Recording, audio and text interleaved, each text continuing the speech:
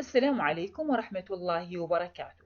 أهلا بكم طلاب الصف السادس الإعدادي. اليوم إن شاء الله درسنا في سلسلة محاضرات أسلوب النفي. المحاضرة الثالثة هو التعرف على حروف النفي اللي هي لن ولام الجحود. سبق وأن أخذنا وتعرفنا على اسم من أسماء النفي اللي هو ليس غير والفعل اللي هو ليس، وتعرفنا على الحروف اللي هي لم ولما. اليوم إن شاء الله نكمل محاضراتنا ونتعرف على لن ولام الجحود.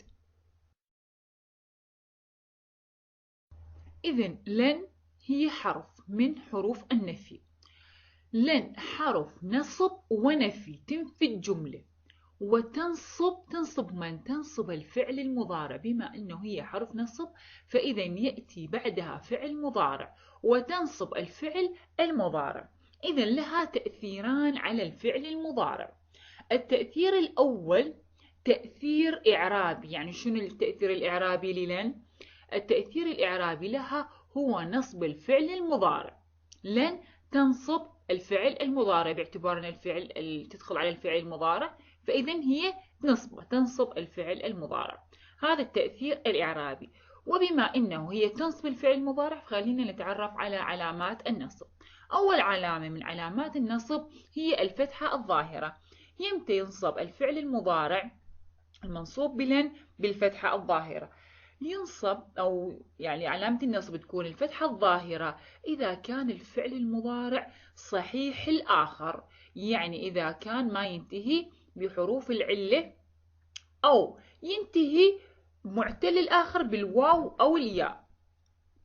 يعني معناها ما ينتهي الفعل المضارع بالألف. إذا ما كان ينتهي بالألف فهو ينصب بالفتحة الظاهرة.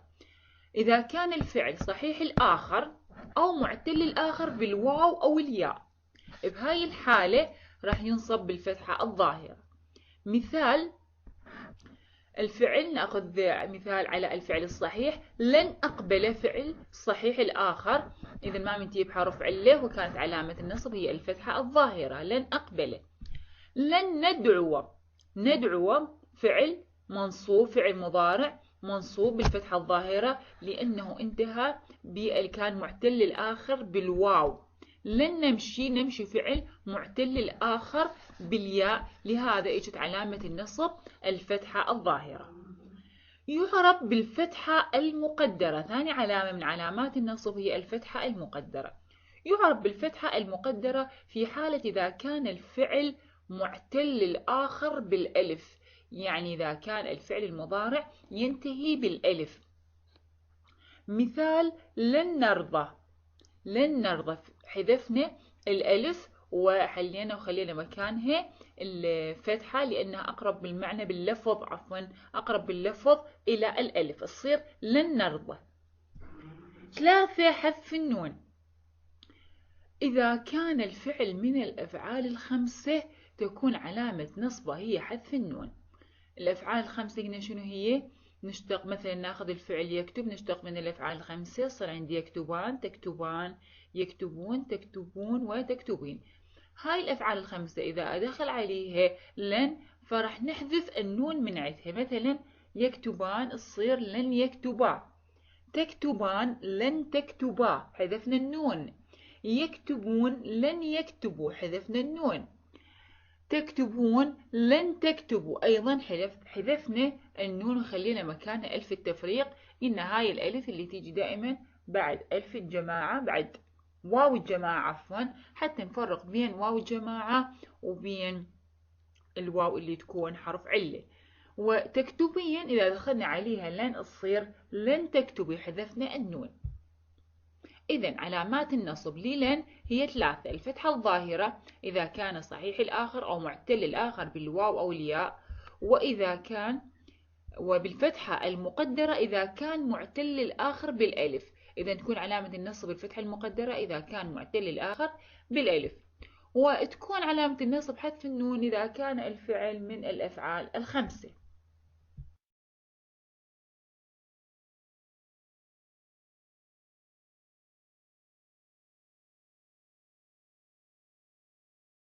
التأثير الثاني للن على الفعل المضارع هو تأثير معنوي.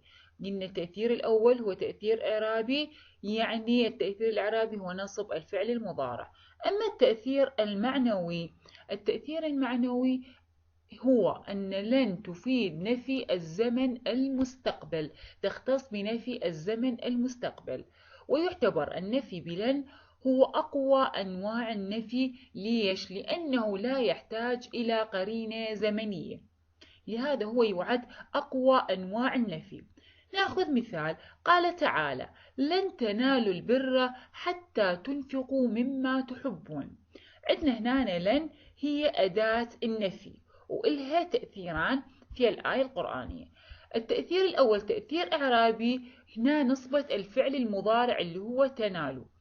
بالأصل هو تنالون، لكن لن دخلت على الفعل المضارع اللي هو من الأفعال الخمسة تنالون، فنصبته وكانت علامة النصب هي حذف النون، فصارت تنالوا. وخلينا الألف بعد واو الجماعة للتفريق بين واو الجماعة والواو اللي تكون حرف علة. هذا هو تأثير لن في الآية الكريمة. إذن تأثيران نصبت الفعل المضارع. أما التأثير المعنوي هي نفي الزمن المستقبل. لن نفت الزمن المستقبل، يعني بالمستقبل لن تنالوا البر حتى تنفقوا مما تحبون. هذا هو التأثير المعنوي. ناخذ قول الشاعر: لن تصلح الناس وأنت فاسد، هيهات ما أبعد ما تكابد. علامة النصب عندنا هنا النصب بلن. علامة النصب طبعا نسبة الفعل المضارع اللي هو تصلح، علامة نصب الفتحة. ليش الفتحة؟ لأنه فعل صحيح الآخر. نفت الزمن المستقبل، التأثير المعنوي إلها هو نفي الزمن المستقبل. ناخذ سؤال وزاري: انفي الجملة الآتية بأداة نفي مناسبة. سيصون سره في صدره. هاي الجملة تدل على أنه الزمن عندي مستقبل. ليش؟ شنو يدل على أنه الزمن مستقبل؟ هو وجود السين. يمتى ما شفت السين أو سوف وبعدها فعل مضارع، فمعناه عندي بأن الزمن في هذه الجملة هو الزمن المستقبل. يما يكون مثلا سيصون سره في صدره، أو معنى آخر سوف يصون سره في صدره. فيمتى ما شفت السين أو سوف وبعدهم فعل مضارع، إذن الزمن الموجود عندي في الجملة هو الزمن المستقبل. إذن لن إذا طلب مني أبدل السين أو أنفيه سيصون سره في صدري جملة مثبتة. إذا طلب مني أنفيه فشو أسوي؟ أحذف القرينة الزمنية اللي هي السين، أحذفها وأخلي لن، لأن لن تنفي الزمن المستقبل، وهنا عند السين تدل على الزمن المستقبل، قرينة زمنية تدل على الزمن المستقبل. فحتى الفعل أو الجملة إذا كانت بها السين أو سوف وأريد فيها بلن، بهاي الحالة لازم أحذف السين أو سوف. ليش؟ لأن لن تنفي الزمن المستقبل، والسين أو سوف تدل على الزمن المستقبل، فحتى أحولها أو أنفيها بلن لازم أحذف القرينة الزمنية اللي هي السين. فتصير عندي لن يصون سره في صدره. ونفس الشيء إذا اجتني جملة مثلا عندي هاي الجملة تجيني مثبتة أو منفية بلن، مثلا جملة لن يصون سره في صدره، يطلب مني بالوزاري بأنه أحولها إلى مثبتة. فش أسوي؟ أحذف اللن عفوا، وأخلي القرينة الزمنية اللي هي السين، أو أخلي سوف، فتصير سيصون سره في صدره أو سوف يصون سره في صدره.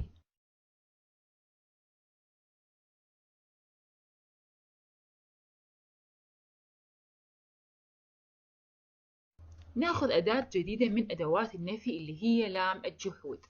لام الجحود هي أداة من أدوات النفي وتكون مكسورة دائما، يعني نخلي تحتها كسرة وتلفظ لي. لام الجحود تدخل على الفعل المضارع.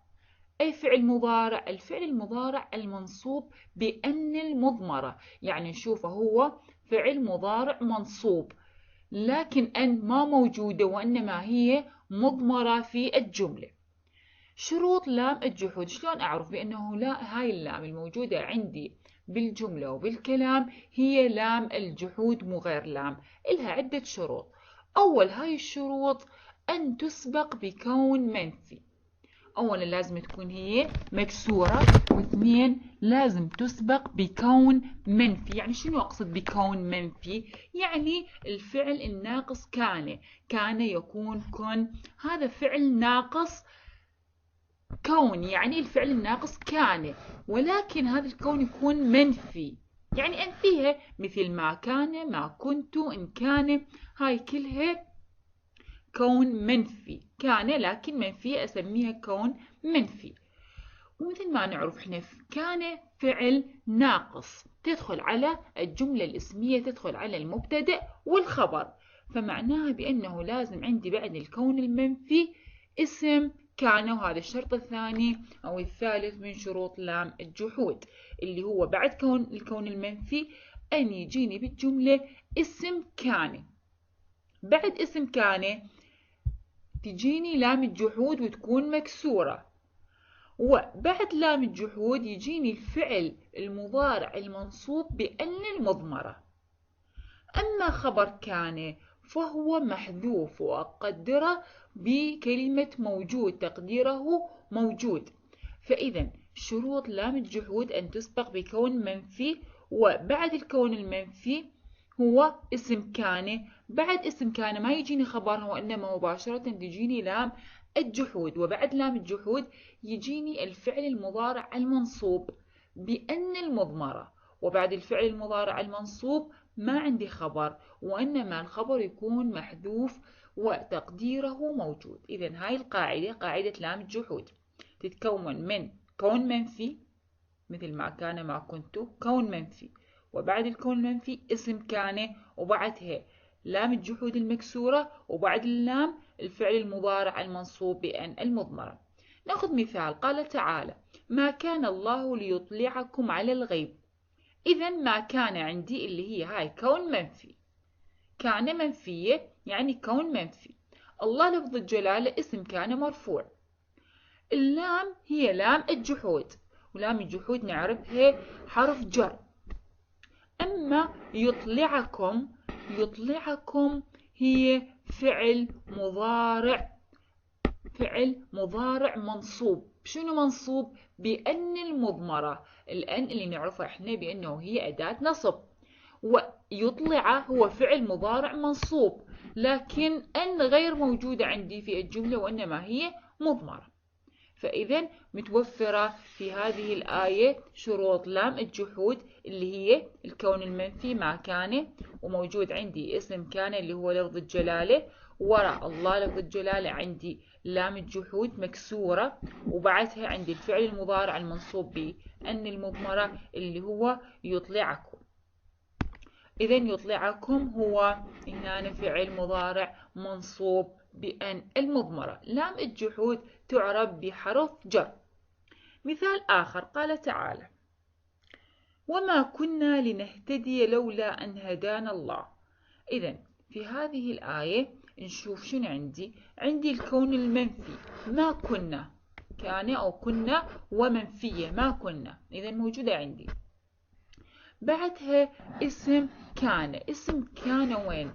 النون هنا المتكلمين هي ضمير متصل في محل رفع اسم كان. إذن هنا الضمير اسم كان موجود وهو ضمير نا. بعدها عندي الفعل المضارع لام الجحود عندي بعد اسم كان اللي هو الضمير، عندي لام الجحود مكسورة اللي هي لي، وبعدها الفعل المضارع المنصوب بأن المضمرة اللي هو نهتدي. إذا من شروط عمل لام الجحود أول شيء أن تسبق بكون منفي، وبعد الكون المنفي اسم كان، وبعدها يلا تجيني لام الجحود، وبعد لام الجحود يجيني فعل مضارع منصوب بأن المضمرة. فإذا شفنا أي شروط، هاي الشروط تتوفر في أي جملة، فمعناها اللام الموجودة في الجملة هي لام الجحود.